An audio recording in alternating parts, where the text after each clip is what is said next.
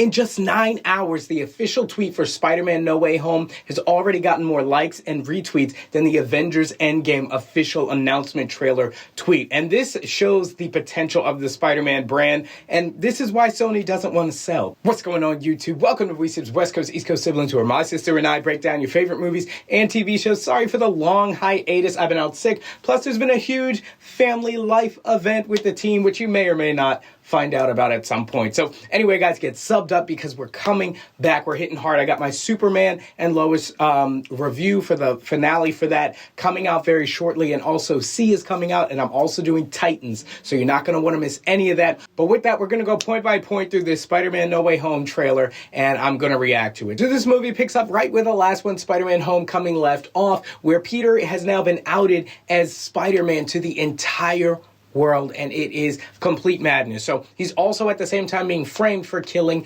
Mysterio. There was a little interrogation scene where Peter's saying, I didn't kill Mysterio, the drones did. And the investigator says, the drones that you own. And I'm assuming he's alluding to the fact that Peter pretty much owns Stark Enterprises now. So the drones, which were Stark tech, are his. Can't get any rest, any solace. He's being bombarded by paparazzi and at school and all these different things. Obviously, he'd have a security detail if he was Spider-Man going into high school, but it seemed like he was just at a scene. People took out their phones and stuff.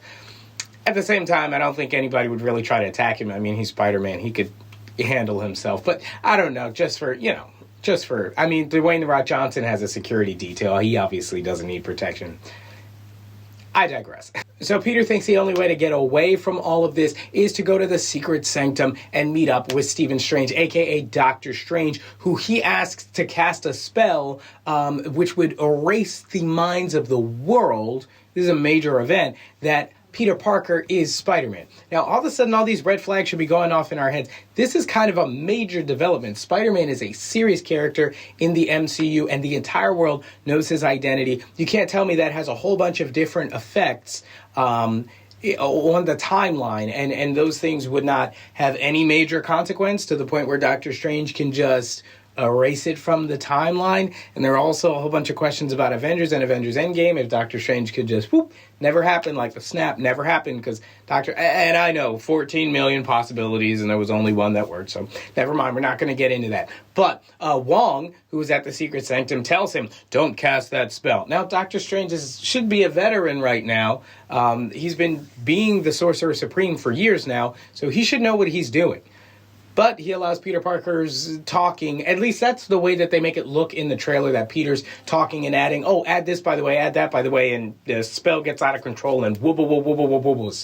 And so at this point, the multiverse is now open, and we start to see the same kind of city-bending, world-bending effects that we did in the first Doctor Strange movie. But one thing that they weren't too clear on was exactly that, the multiverse. So there was like a train scene, which was very reminiscent of the train scene from Spider-Man 2, where there's like a runaway train, but this time it's like a multi-dimensional version of that train.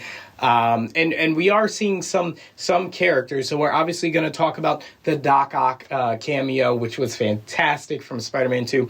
But for me, the most important cameo, which we'll get to, let's just get to it right now, was the pumpkin bomb, guys. Green Goblin. I heard all this about Doc Ock, and, I was like, yeah, I understand. He's the most popular, I guess, villain performance from the Spider-Man Sam Raimi trilogy. But the Green Goblin is Spider-Man's most popular villain of all time, period, and it's not even close. Venom's been rising in popularity, obviously, and continues to do so. But the Green Goblin was always Spider-Man's number one. And so Marvel did a fantastic job of kind of keeping that under wraps, but then we saw the pumpkin bomb, and my mind, this is the money shot. Because they didn't even have to show him. They showed Doc Ock, right? They didn't even have to show Green Goblin. All they did was show you that pumpkin bomb. And it's either going to be Green Goblin. I hope it's not Hobgoblin with James Franco, Willem Dafoe's Green Goblin. That would be a real treat, and that's what it seems like they may do.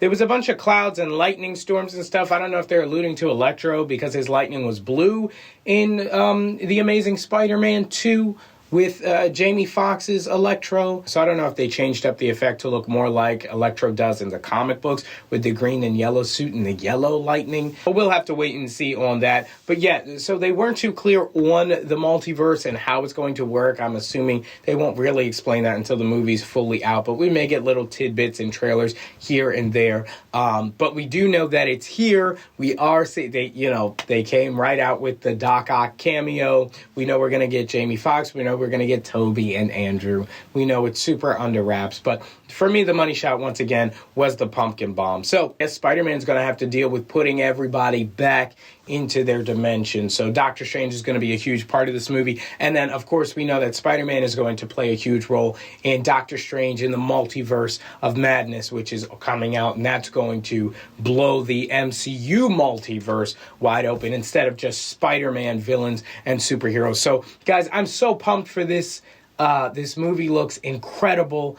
The effects obviously are going to be top notch because it's a Marvel movie, but being able to kind of have a spiritual successor, not even a spiritual successor, maybe an actual successor to the Sam Raimi trilogy, because Spider-Man 4 never happened, and then the Amazing Spider-Man with Andrew Garfield. Does it deserve a third movie? No, but I'm assuming they'll give them a little love too. This shows why Sony has been so reluctant to sell the character, because Spider-Man on his own can potentially rival Avengers movie. The last movie made over $1 billion in the box office. So those are definitely Avengers type numbers. Let me know what you think down below in the comment section. It's good to be back, guys. Hit me with a like, subscribe, guys. We got a ton of shows coming. Once again, I'm covering Titans. I'm covering Season 2. The Witcher's coming a little bit later.